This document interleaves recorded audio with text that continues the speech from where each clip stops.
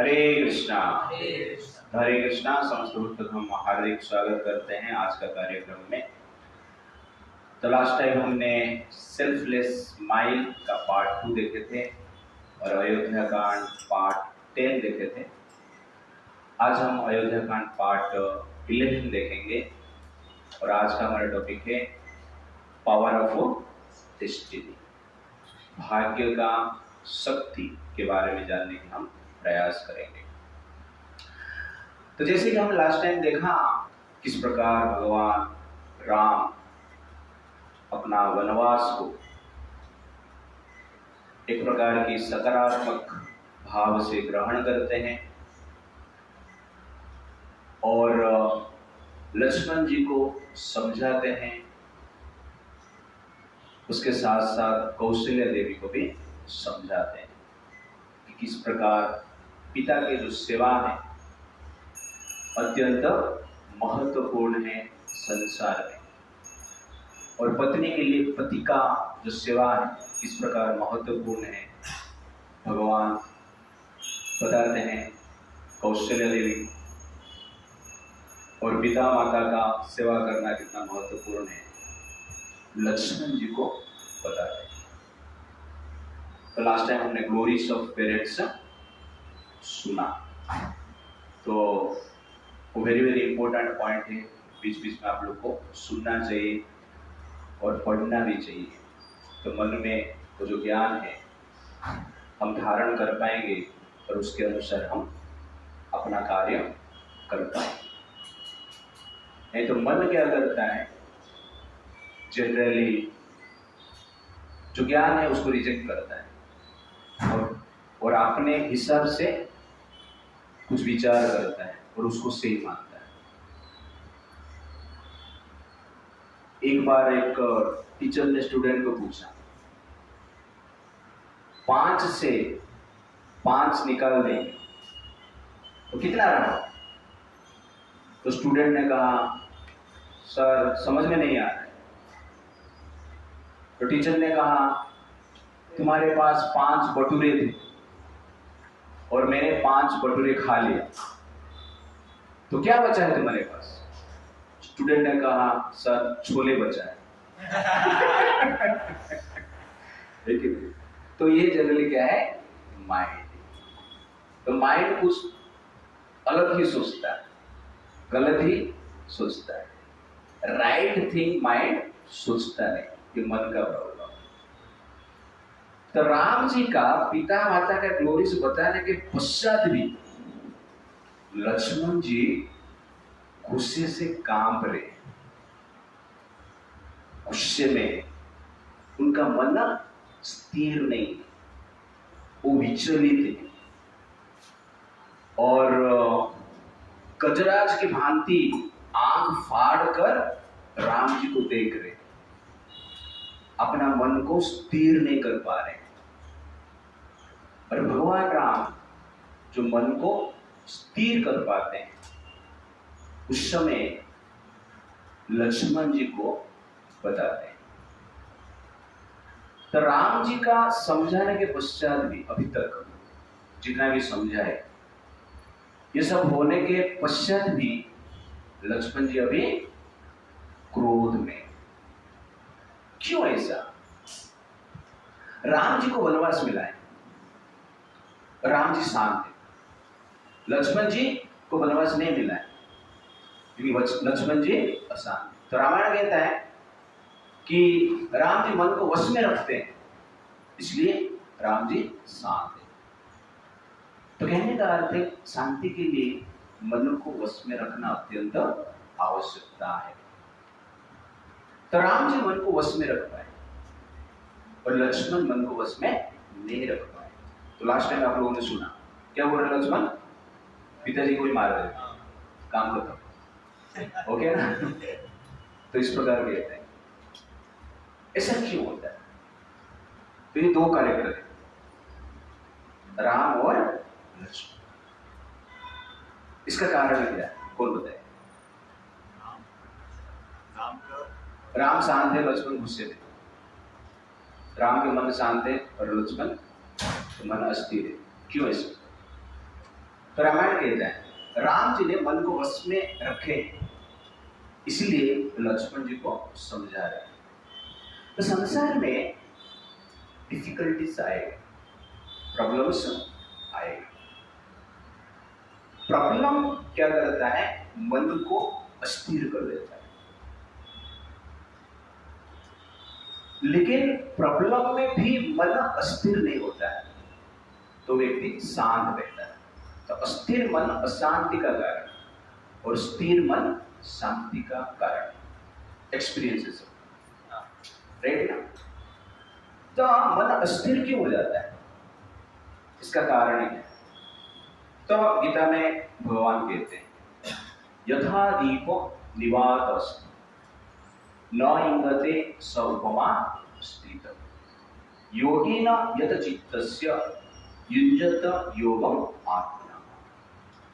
तो भगवान एक सिंपल एग्जांपल देते हैं, जिस प्रकार दीप वायु रहित स्थान स्थिर रहता है, ठीक उसी प्रकार योगियों की जो मन है संसार में स्थिर रहता है हर डिफिकल्टी से। तो वायु क्या करता है, दीप को डिस्टर्ब करता है और कभी कभी दीप को भी बुझा देता है, तो अंधकार का स्थिति आता है। तो वैसे ही जो मन है वो दीप जैसे, और मन को स्थिर करना अत्यंत आवश्यकता है। जैसे कि दीप बुझ जाता है तो हम अंधकार में कुछ देख नहीं पाए, वैसे मन डिस्टर्ब हो जाता है तो संसार में राइट डायरेक्शन को हम जान नहीं पाएंगे। इसलिए मन को स्थिर रखना अत्यंत आवश्यकता है। मन स्थिर है तो जीवन स्थिर है, मन अस्थिर है तो जीवन स्थिर है।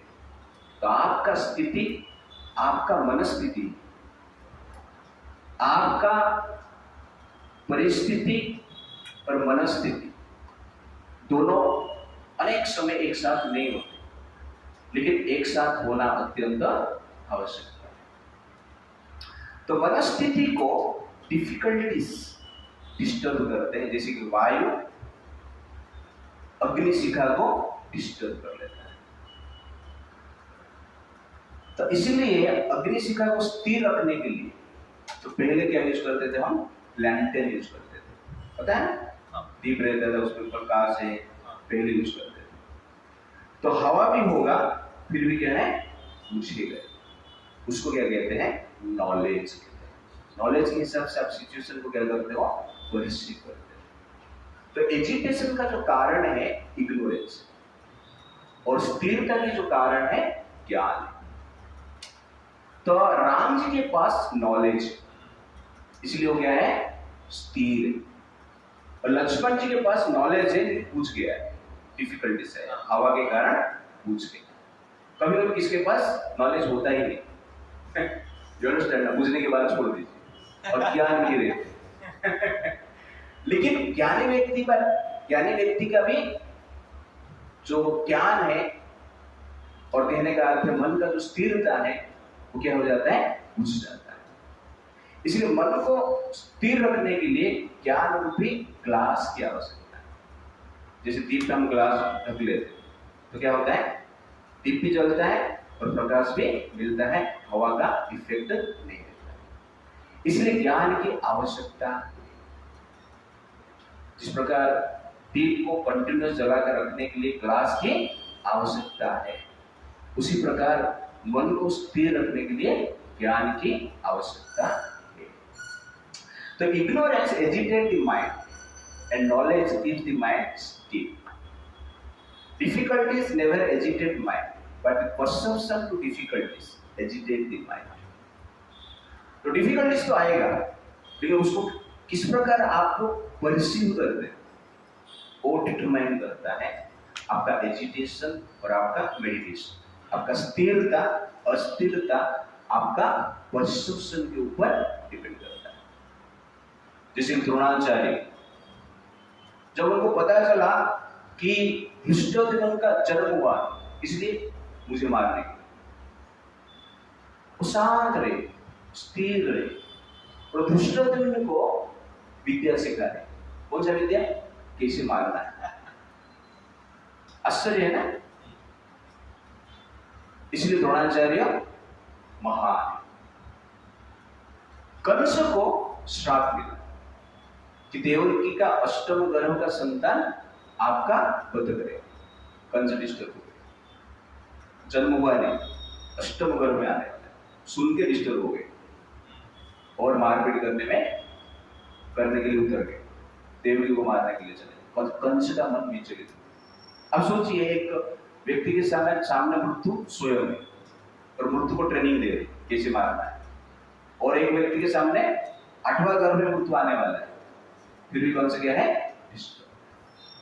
तो ये क्या निर्णय करता है? नॉलेज। क्या नॉलेज है द्रोणाचार्य के पास? कि मृत्यु को कभी रोक नहीं सकते, कभी भी कितना भी अच्छा एयरप्लेन हो क्रैश हो ही जाएगा, है कि नहीं? 2000 करोड़ का एयरप्लेन जो एक क्रैश हुआ परसों, कितना करोड़? 2000 करोड़।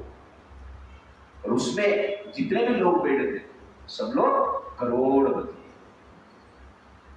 और सबका टिकट का रेट कितना है? 60,000, ओनली 60,000। यू अंडरस्टैंड ना? और सब लोग हरे कृष्णा हरे राम, सिर्फ गीता ही बचाता। अब देखेंगे न्यूज में गीता ही बचाता, बाकी सब गायब। तो कहने का अर्थ है कि मृत्यु के समय भी द्रोणाचार्य स्थिर है, और अंत में द्रोणाचार्य का जब मृत्यु होता है, उनको जो धृष्टद्युम्न मारता है, उससे पहले वो शांत पे बैठते हैं, मेडिटेशन करते हैं और भगवान विष्णु को ध्यान करते हैं। ध्यान करके शरीर छोड़ देते हैं, उसके बाद धृष्टद्युम्न आके सर को काटता है। ऐसा इतना स्थिर होता है। दैट इज रिजल्ट क्या है? नॉलेज। क्या नॉलेज था उनके पास? मृत्यु को रोक नहीं सकते, इसलिए मृत्यु के साथ लड़ाई मत करो। कहने का अर्थ है कि ये नॉलेज आपको स्थिर करता है, इसलिए नॉलेज की आवश्यकता है मन को स्थिर करने के लिए। और वो नॉलेज क्या है हम जानने के प्रयास करेंगे। तो राम जी लक्ष्मण को बता रहे हैं कि हे लक्ष्मण, धैर्य को धारण करो, अपमान को मन से निकाल दो, मन को स्थिर रखो।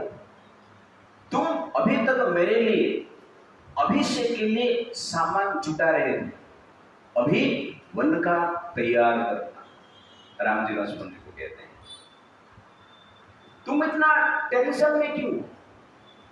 मुझे तो चिंता इसलिए हो रहा है कि वन में जाने में लेट हो जाएगा तो कैकेयी दुखी हो जाएंगे, और कैकेयी दुखी हो जाएंगे तो मैं शांति से नहीं रह सकता। पिताजी धर्मपरायण है, वो परलोक के प्रति भयभीत है, उनके सत्य चला जाएगा इस भाव से वो भी भयभीत है। इसलिए मैं पिता माता का दुख दूर करने के लिए अति शीघ्र वन में जाना चाहता हूं। आप मेरा वन में जाने के लिए तैयार करो। मेरे जो राज्य अभिषेक के लिए नाना तीर्थ से पानी लेकर आया है, उस पानी को मैं अभी क्या करूंगा? वन में जाने के लिए, वन में जाते समय जो प्रतिज्ञा लूंगा, उस प्रतिज्ञा के समय स्नान करूंगा, पानी लेकर आना। किसको बता रहे हैं? लक्ष्मण जी को बता रहे हैं। तो ये राम जी का मनस्थिति।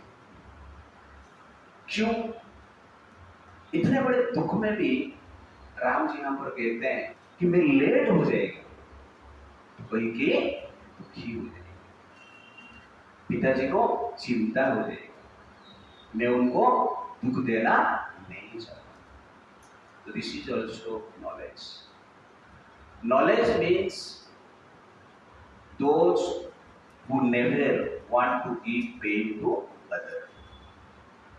जो व्यक्ति वास्तव में ज्ञानी है और ज्ञान में है, वो व्यक्ति अन्य व्यक्ति को पेन देना नहीं चाहता। अज्ञानी व्यक्ति अन्य व्यक्ति को पेन देना चाहते हैं। इसलिए जो व्यक्ति अन्य व्यक्ति को पेन देना चाहते हैं वास्तव में वो पेन में रहते हैं, और जो व्यक्ति अन्य व्यक्ति का दुख को देखकर दुखी हो जाते हैं वास्तव में वो व्यक्ति क्या है, भगवान के निकट रहते हैं। ये भगवान का मेंटालिटी है। इसलिए मैं जनरली कहता हूं sensitivity is next to divinity. That is actually क्या है, अर्जुन, और यहां पर भगवान राम। इसलिए भगवान शिव जी कहते हैं कि वास्तव में भगवान का असली पूजा क्या है।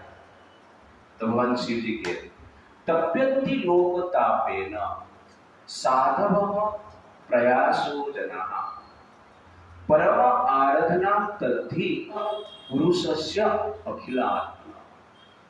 तप्यन्ति लोकतापेन, लोक का, समाज का ताप दूर करने के लिए साधु लोग क्या करते हैं, कष्ट को सहन करते हैं, और इस प्रकार भाव से संसार का जो सेवा करते हैं परम आराधना तद्धि पुरुषस्य अखिलात्मा।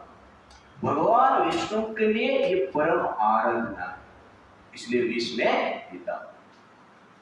ये सोचकर भगवान शिव जी क्या करते हैं, विष को पान कर लेते हैं, और पान करके कहां पे रखते हैं, गले में रखते हैं, अंदर नहीं लेते। तो इससे ही संसार में आपको क्या करना चाहिए, विष पान करना चाहिए। क्यों पान करना चाहिए संसार, क्योंकि संसार में अमृत है ही नहीं। संसार में अमृत है ही नहीं, विष पान करना पड़ेगा, विष पान करना पड़ेगा, डिफिकल्टी से ग्रहण करना पड़ेगा। और किस भाव से, परम आराधना तद्धि।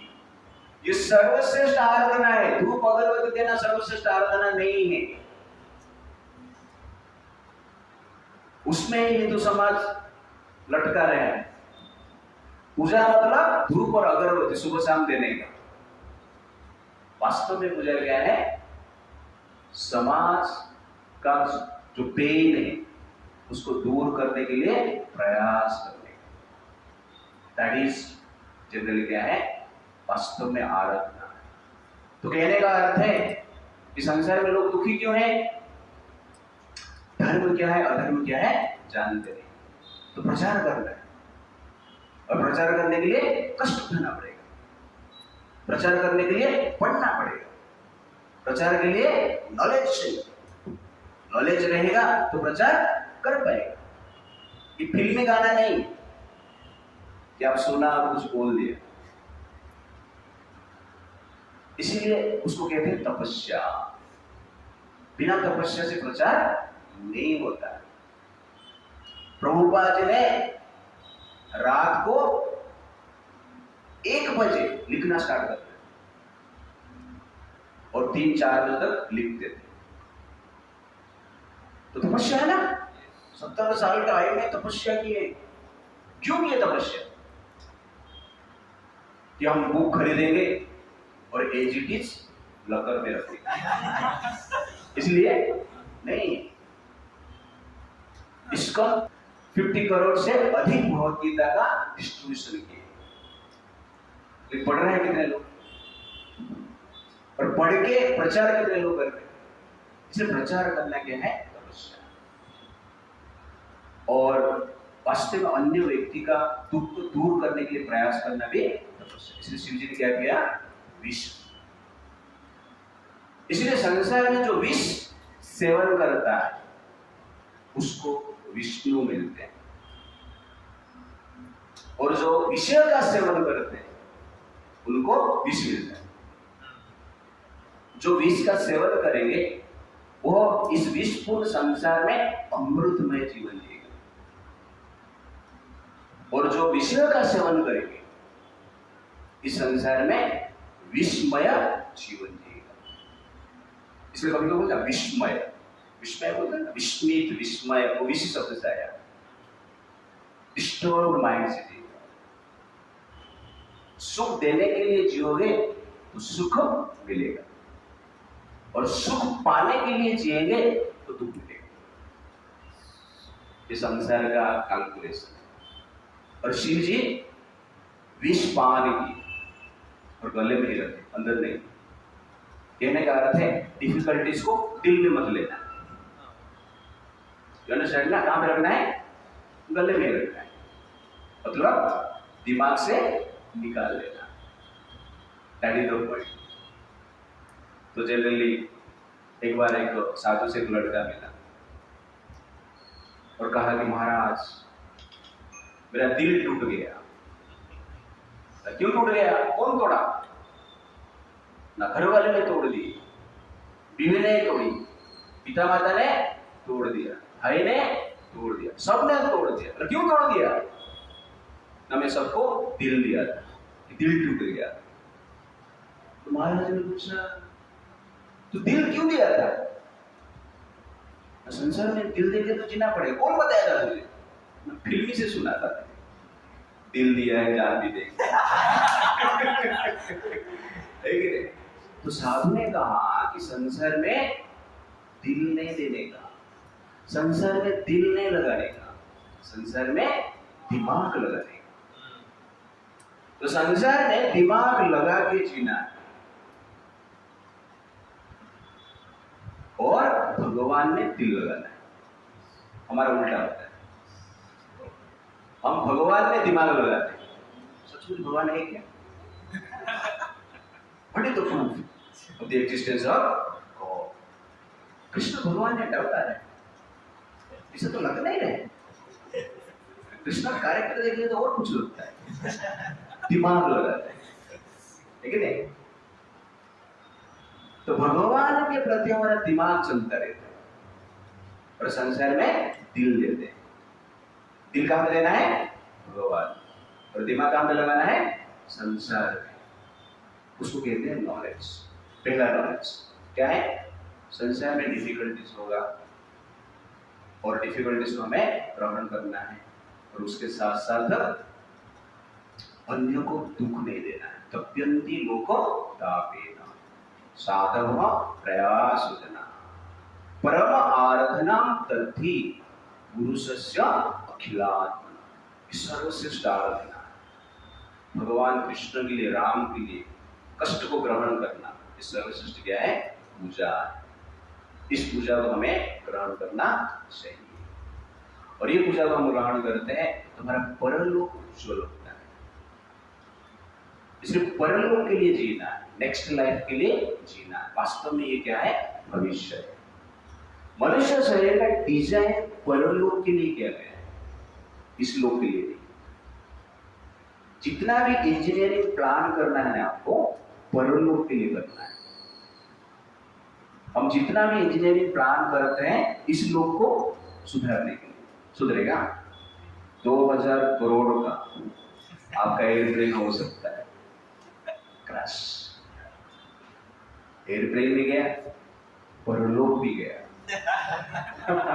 आप कहां गए पता नहीं। ये इंसिडेंट क्लियरली बताता है कि आपका जितना भी डेवलपमेंट है गीता के बिना यूजलेस, धर्म के बिना यूजलेस। आपका अहंकार को तोड़ने के लिए ये जो क्रैश काफी। इसलिए मटेरियल अटैचमेंट के प्रति, मटेरियल डेवलपमेंट के प्रति अहंकार करने की जरूरत नहीं है। क्या अहंकार करना है? आपको पता नहीं है आप कल सुबह देख पाएंगे या नहीं देख पाएंगे। क्या अहंकार है आपके पास? कितना प्लानिंग के साथ आप लंदन जा रहे हैं। लंदन जाने के लिए प्लानिंग मत करो, वैकुंठ जाने के लिए प्लानिंग करो। इसके लिए मनुष्य शरीर लेना है। इसलिए हमारा शास्त्र कहता है विदेशेषु धनम विद्या व्यसनेषु धनम मति परलोके धनम धर्म शीलम सर्वत्र वेदनम। विदेश में है, जाना है विदेश में, तो धन क्या है? Skill ability. एयरप्लेन क्रॉस नहीं हुआ तो पहुंचे। फिर विदेश में आप जा रहे हो कुछ पैसा कमाना है तो आपके पास क्या चाहिए? विद्या चाहिए। वो धन है। व्यसनेषु धनम मति। व्यसन नहीं, व्यसन मतलब विपत्ति। व्यसन को शास्त्र में क्या कहा जाता है? विपत्ति कहा जाता है। बोल रही भोग व्यसन में पड़ा है। तो व्यसन मतलब हमारा मीनिंग क्या है? मजा, एंजॉयमेंट, भोग। वास्तव में संस्कृत में व्यसन का अर्थ विपत्ति, कहने का अर्थ है भोग में लगे हैं, मतलब क्या है? विपत्ति के लिए वेट कर रहा है। वेटिंग हॉल है, जैसे ट्रेन लेट होता है तो वेटिंग हॉल में जाते हैं, हम बैठते हैं। किसके लिए वेट कर रहे हैं? ट्रेन के लिए। वैसे जो संसार में भोग में लगे हुए, वो कौन सा वेटिंग हॉल में है? विपत्ति का वेटिंग हॉल में वेट कर रहे हैं। भोग कर रहे हैं मतलब विपत्ति के लिए वेट कर रहे हैं, वो आएगा, आपको लेके जाएगा। तो वैश्यनेषु धनम मति, मति मतलब इंटेलिजेंस। तो बुद्धि के साथ इस संसार में मन को कंट्रोल करके जीना है। और परलोके धनम धर्म, परलोक के लिए जो धर्म क्या है? धर्म। ये वास्तव में एयरप्लेन है जो क्रैश नहीं होता है और आपको वैकुंठ में लेके जाता है। इसलिए धर्म नामक एयरप्लेन में बैठना है, गारंटी क्रैश नहीं होगा, कभी भी नहीं होगा। और बाकी सबका गारंटी क्रैश होगा ही होगा। शीलम सर्वत्र वही धर्म, जो शील है, गुड बिहेवियर, वो क्या है? सर्वत्र वही धर्म, सबके लिए सब स्थान में होता है। विदेश में भी है, विपत्ति में भी है, परलोक में भी है और इहलोक में भी है। That is Ram. राम का शील देखा ना यहाँ पर? क्या बोल रहे हैं? माता को दुख होगा, जल्दी अरेंज करो, वनवास मुझे जाना है, उनका पेन मैं सहन नहीं कर पाऊंगा। इस प्रकार राम जी कहते, दिस इज शील। शील मतलब जो एजिटेट नहीं हो। शील शब्द शिला से आया, शिला मतलब पत्थर। पत्थर ही एक चीज है, कितना भी हवा दे दो उड़ता नहीं।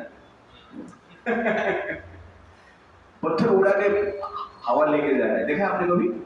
नहीं। पेड़ पौधे घर बार सब चला जाएगा, पत्थर, छोटा सा पत्थर उड़ के जा रहा है, ऐसा नहीं देखा है। क्यों? शील है। शील मतलब स्थिर, उसका डिजाइन ऐसे भगवान ने किया है, और उड़ेगा ही डिफिकल्टीज, बाकी सब उड़ जाए, हमें भी उड़ा के लेकर चला जाए, लेकिन पत्थर को नहीं उड़ा सकता। तो शील जो रहते हैं, शीलवान व्यक्ति जो रहते हैं, वास्तव में संसार में एजिटेट रहते हैं। और स्थिर शील धर्म से आता है। धर्म और शील एक जैसे, इस प्रकार आप समझ सकते हैं। इसलिए हमें संसार में क्या करना चाहिए? ये नॉलेज के साथ जीना है कि संसार पेनफुल है, लेकिन हम दूसरे को पेन नहीं देना है, और दूसरे का दुख से दुखी होना है, सुख देने की प्रयास करना चाहिए। तो सुख देने के लिए जिएंगे तो सुख मिलेगा, सुख पाने के लिए जिएंगे तो क्या मिलेगा? दुख मिलेगा। सेकेंड नॉलेज पॉइंट, तो वहां राम कहते हैं कि हे लक्ष्मण, आप ऐसा मत सोचिए कि मेरा वनवास का कारण मेरे पिता माता ने। वास्तव में मेरा वनवास का कारण मेरा पिता माता नहीं है, केवल दैव है, भाग्य। वो कहते लक्ष्मण, कभी सोचा कैकेयी माता मुझे कितना प्रेम करती थी? मुझमें और भरत में कैकेयी ने कभी भेदभाव किया ही नहीं, मैं ऐसा जानता ही नहीं। और मैं भी अपना माता और कैकेयी में कोई भेदभाव नहीं किया है। फिर भी कैकेयी के मन में इस प्रकार का विचार आ गया, निश्चित रूप से ये दैव के प्रभाव से ही हुआ। और माता कैकेयी दशरथ महाराज को कभी भी कटु वचन बोले नहीं, ऐसा कभी मैंने सुना नहीं। और कैकेयी एक शील स्त्री है, चरित्रवान स्त्री है, और इस प्रकार कटु वचन बोलना कैकेयी के लिए असंभव है। साधारण व्यक्ति भी इस प्रकार कटु वचन बोलते नहीं है। कैकेयी आज बोल रही है, कैकेयी के कारण मुझे पीड़ा मिल रहा है, मुझे वनवास जाना पड़ेगा, ये कैसे हो गया? निश्चित रूप से इसके पीछे दैव है, भाग्य है। भाग्य से प्रेरित होकर कैकेयी इस प्रकार कार्य करते हैं। राम जी कहते हैं, मेरे विचार करो, यद अचिंत्यम तु तद्दैवम, यद अचिंत्यम तु तद्दैवम, भूतेष्वपि न हन्यते, व्यक्तं मयि च तस्यां च पतितो हि विपर्ययः। भाग्य क्या है, कैसे समझे? तो भगवान राम जी कहते यद अचिंत्यम तुम तद्दैव। ऐसा इंसिडेंट कभी कभी हो जाता है जो कि आप कभी चिंता नहीं करते, विचार भी नहीं किया। ऐसे एक्टिविटीज, ऐसे घटना दुर्घटना कुछ हो जाता है तो आपको सोचना चाहिए वो दैव का कार्य है। भूतेषु अपि न हन्यते। दैव को जीव जो है कंट्रोल नहीं कर पाएगा, इसलिए दैव क्या है, बलवान है। भूतेषु, कोई भी जीव उसको बदल नहीं सकता है। व्यक्तम मयि च तस्यां च पतितो हि विपर्ययः। और दैव के कारण ही आज मेरे जीवन में इस प्रकार की समस्या आया है और कहीं के इस प्रकार की विचार कर रहा है।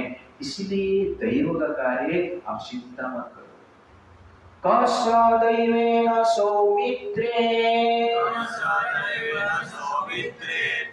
योद्धुम् उच्यते पुमान् यस्य अनुग्रहणं किंचित् कर्मण अनन्या न दृश्यते। दैव ऐसा कार्य करता है जब तक कर्म का फल मिलता नहीं है तब तक पता नहीं चलता है। कर्म फल मिलने के बाद ही पता चलता है कि दैव का कार्य है। इसलिए दैव के साथ कभी युद्ध नहीं कर सकते, क्योंकि दैव युद्ध एंड करता है।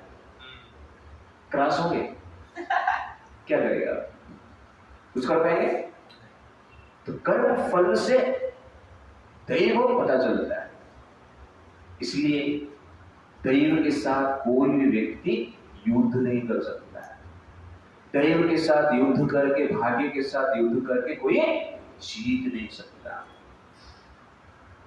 कोई मिसाइल छोड़ रहा है आपके पास आयरन डोम है, कोई मिसाइल छोड़ रहा है आपके पास आकाश एयर डिफेंस सिस्टम है, तो आप कंट्रोल कर रहे हैं, लेकिन आपके ऊपर बिजली ही गिर गई कंट्रोल कर पाएंगे?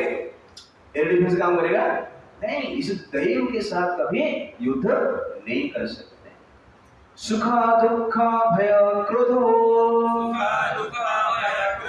लाभ लाभो भवाभवो यस्य किंचित् तथा भूतं नानु दैवस्य कर्म तत्। राम जी कह रहे हैं, राम कौन है? दैव। और दैव क्या बोल रहे हैं? संसार में जो सुख दुख भय क्रोध लाभ हानि निर्माण और ध्वंस ये सब दैव के प्रभाव से होता है। इसलिए चिंता करने की आवश्यकता नहीं। ऋषयः अपि उग्र तपसा दैवेन अभिप्रचोदितः उत्सृज्य नियमान् तीव्रान् भ्रश्यते काममन्युभिः। लक्ष्मण दैव के कारण भी ऋषयः अपि उग्र तपस्या, बड़े बड़े ऋषि जो उग्र तपस्या करते हैं, दैव के प्रभाव से काम क्रोध का वश में आकर पतन हो जाता है उनका। ये है दैव का पावर। इसलिए दैव को हम चैलेंज नहीं करते। असंकल्पित एव इह यत् अकस्मात् प्रवर्तते विवर्तै आरब्धं न आनो देवस्य कर्म तत्। भगवान कहते हैं कि जो कभी आपने विचार नहीं किया, आपका मन में कभी आया नहीं है, उस प्रकार के इंसिडेंट हो जाता है, तो क्या है? दैव है। अकस्मात हो जाता है, वो क्या है? दैव है। जो प्लान आप करते हो, अच्छी तरह से प्लान करने के पश्चात भी प्लान सक्सेस नहीं होता है, तो आपको सोचना चाहिए कि क्या है, दैव है। एतया तत्त्वया बुद्ध्या संस्तभ्य आत्मना आत्मना व्याहते अपि अभिषेक में परिताप न विद्यते। एतया तत्त्वया बुद्ध्या, ये तत्व को समझकर, ये ज्ञान को समझकर बुद्धि से इसको आप ग्रहण कीजिए और मन में जो संताप है दूर कर दीजिए, अपने मन को कंट्रोल में रखिए। हे लक्ष्मण, इस बुद्धि से मन को शांत करके मेरे लिए वनवास जाने के लिए तैयार करो। दिस इज एक्चुअली क्या है, नॉलेज। राम क्यों शांत है पता चल गया, दैव। तो संसार में कभी भी जो इंसिडेंट्स होता है, अकस्मात होता है, जो आपका मन के विचार से परे, आपने कभी सोचा नहीं किया, अच्छा प्लान भी किया, फिर भी आपको रिजल्ट नहीं मिल रहा है, तो आपको क्या सोचना चाहिए, दैव सोचना चाहिए।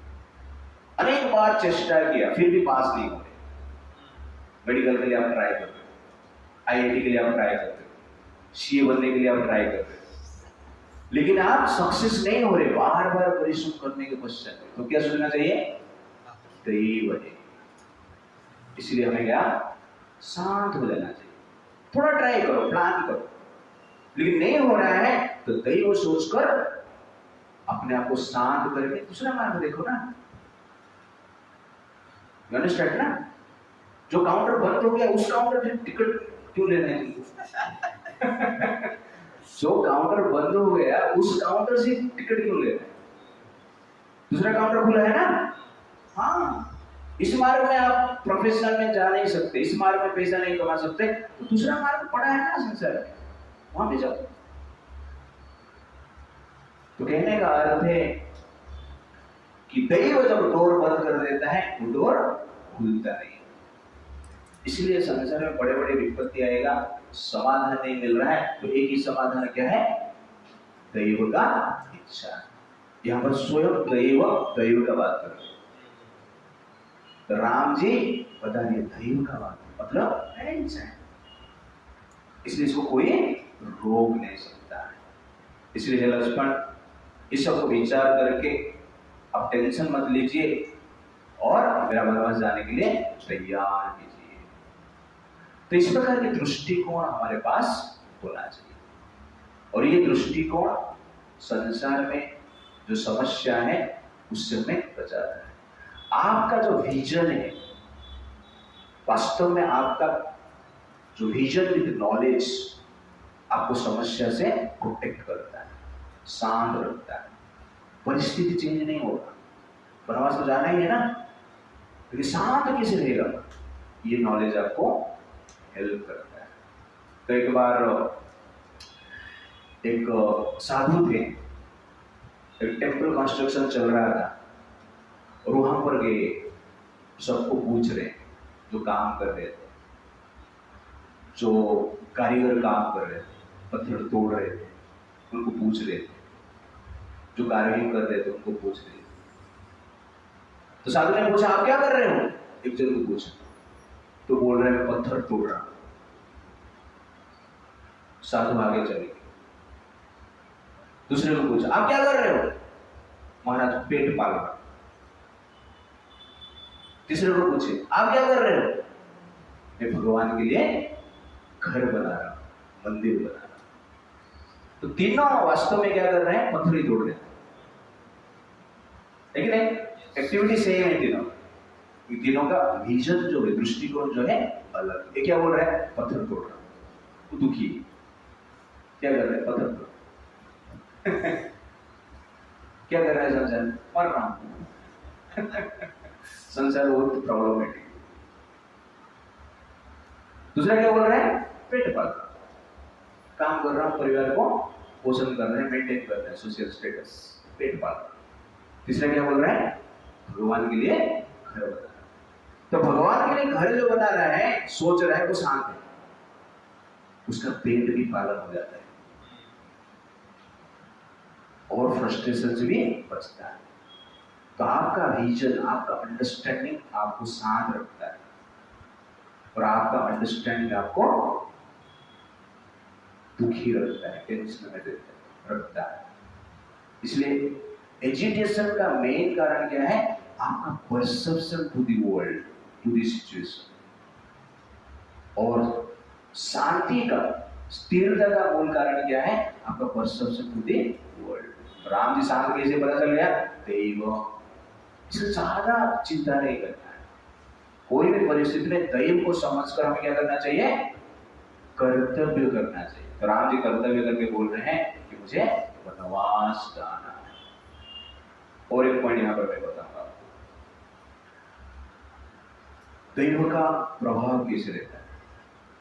कभी आप लोगों ने सोचा कि कैकेयी के मन में ऐसा विचार क्यों आया? राम जी बोल रहे हैं क्यों आया विचार? मंथरा की वजह से आया। तो वास्तव में कैकेयी के मन में विचार क्यों आया? मंथरा ने विचार को प्रकट किया, पर विचार को धारण कौन किया? कैकेयी ने धारण किया। तो वास्तव में रिस्पॉन्सिबल कौन है? मंथरा नहीं, रिस्पॉन्सिबल कौन है? कैकेयी। You understand? तो कैकेयी के मन में ऐसा विचार क्यों आया? इसका कारण है ऑफेंस, अपराध, कौशल्य के प्रति अपराध, कौशल्य के प्रति ईर्ष्या की भाव। इसी भाव के कारण मन में इस प्रकार के नकारात्मक विचार आए। तो नकारात्मक विचार मन में क्यों आता है? पाप के कारण। पहले जो आपने पाप किया उसके कारण नकारात्मक विचार आता है, और विचार के साथ डिटर्मिनेशन भी आता है।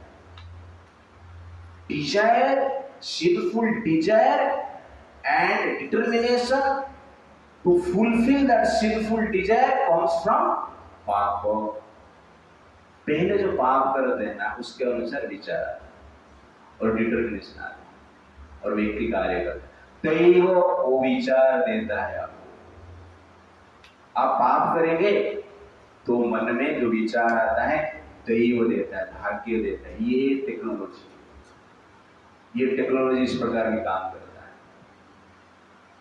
जिस प्रकार आप YouTube में सर्च कर रहे हो, अपने कुछ पायस वीडियो का सर्च कर रहे हो तो पायस नोटिफिकेशन आता है। आप कुछ इम्पायस वीडियो को सर्च कर रहे हो तो इम्पायस नोटिफिकेशन आता है। वैसे संसार में आप पुण्य कर्म कर रहे हो तो पुण्य कर्म का विचार आता है, और पाप कर्म कर रहे हो तो पाप कर्म का विचार आता है। क्यों? क्योंकि ओरिजिनल प्रोग्रामर कौन है? दैव। इसलिए नेगेटिविटी को बंद करने के लिए आपको क्या करना पड़ेगा? पाप कर्म को बंद करना पड़ेगा। इसलिए वास्तव में राम को तो वनवास मिला, लेकिन दुख किसको मिला? किसको मिला? कैकेयी, है ना? कैकेयी विधवा हो गई और भरत भी आगे जाके बात नहीं सुने। तो ये प्रमाण करता है कि पाप करते हैं और भक्त का अपराध करते हैं, डिवोटी को क्रिटिसाइज करते हैं, डिवोटी का अपमान करते हैं, डिवोटी के प्रति ईर्ष्या है, तो नेगेटिव विचार आएगा और नेगेटिव कार्य हम कर लेंगे।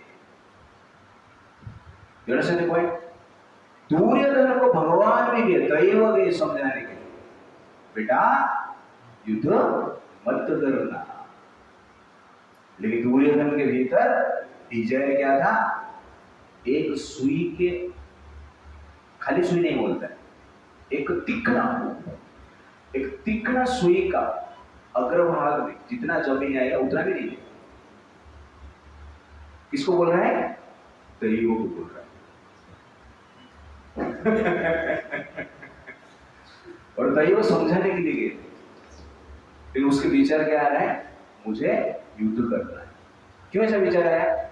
ऑफेंस, द्रौपदी का वस्त्रहरण, पांडवों की वनवास, ये सब पाप जो किया है, पाप के प्रभाव से दुर्योधन के मन में पाप का विचार ही आता है। और धृतराष्ट्र का मन में भी वही विचार आया। क्यों आया? इस प्रकार के पाप के कारण। इसलिए पाप करेंगे तो नेगेटिव विचार आएगा, तई वो नेगेटिव विचार आएगा, उसके साथ तई वही डिटर्मिनेशन और डिजायर और डिटर्मिनेशन के साथ हम क्या करते हैं? कार्य करते हैं। इसलिए हमें क्या करना चाहिए? पाप से बचना चाहिए। ये सब सुनकर लक्ष्मण जी क्या बोलते हैं? और तो बोलते हैं राम जी दया के बारे में बता रहे हैं और लक्ष्मण जी सुनकर लंबी सांस लेते हैं। रामायण वर्णन करता है जिस प्रकार बिल में सर्प फुंकार करता है उसी प्रकार लक्ष्मण जी फुंकार कर रहे। जिस प्रकार हाथी सूंड हिलाकर घूमता रहता है वैसे लक्ष्मण जी अपना हाथ हिलाकर सर इधर उधर घुमाकर राम जी को बोल रहे, क्रोधित होकर बोल रहे। रामायण कहते हैं उस समय लक्ष्मण को देखना भी कठिन हो रहा है, सिंह जैसे क्रोधित थे। वो बोल रहे थे आप ये सब बात बोल रहे हो क्योंकि आप संसार में एक प्रकार की उदाहरण स्थापित करना चाहते हो। आप पिता के आज्ञा नहीं मानेंगे तो संसार का कोई लोग नहीं मानेंगे। इसी भाव से आप मानकर वनवास जाना चाहते हो। लेकिन वास्तव में सामर्थ्यवान व्यक्ति जो रहते हैं वो दैव को मानते ही नहीं। जो असमर्थ व्यक्ति रहते हैं वो दैव के बारे में विचार करते हैं। ये भाग्य है। आप सामर्थ्यवान हो, आपको समझना चाहिए कई के दशरथ मिलकर इस प्रकार कपट विचार किया है। आप जैसे चरित्रवान व्यक्ति को वनवास भेज रहे हैं और आप दैव का नाम लेकर मान रहे हो इसको, ऐसा ठीक नहीं है।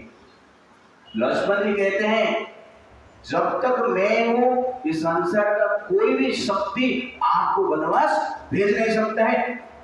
ये कई की दशरथ को मैं वनवास भेज दूंगा। ये भाग्य का दैव का बात आपको मत कीजिए। वो कहते हैं मेरे विचार विक्लव वीर्यहीन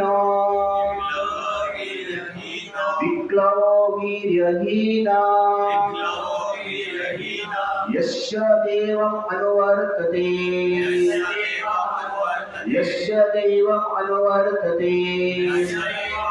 वीरः संभवितात्मनो न दैवं पर्युपासते। लक्ष्मण बोलते हे भैया ये संसार में विक्लोभ जो कायर होते हैं ना वो दैव को मानते हैं। वीरहीन जिसके पास बल नहीं है, शक्ति नहीं है, वो दैव दैव करते रहते हैं। लेकिन जो पावरफुल है, जिसका संसार में इन्फ्लुएंस है, प्रभाव है, वो दैव को मानते ही नहीं। संसार में दैव है ही नहीं। कौन बोल रहे हैं? लक्ष्मण। किसको बोल रहे हैं? दैव को बोल रहे हैं। राम जी को बोल रहे हैं। उसके बाद वो कहते हैं आज संसार के लोग देखेंगे दैव बलवान है या पुरुषार्थ बलवान है।